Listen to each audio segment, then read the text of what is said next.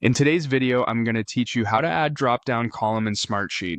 By the end, you'll know exactly how to create a clean, controlled list of options your team can pick from, which helps standardize data and reduce entry errors. First, open Smartsheet and head to the Home area. From there, choose Start a New Project, Program, or Process. Smartsheet will show you options based on roles and use cases. You'll see plenty of templates, but for this walkthrough, we'll keep it simple and start from scratch.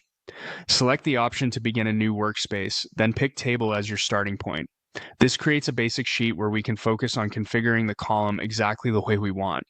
Once your table opens, move to the column where you want the dropdown.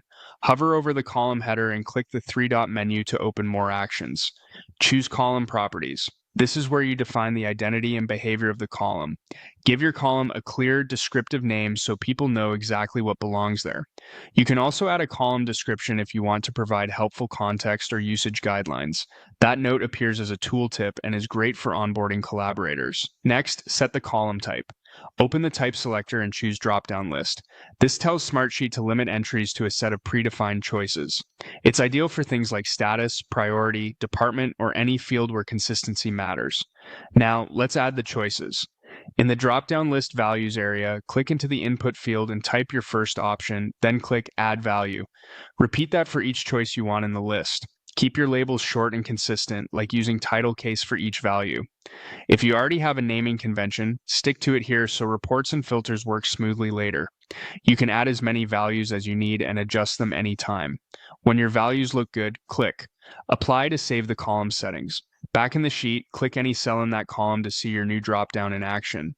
You'll be able to select from the values you just defined, making data entry fast and consistent.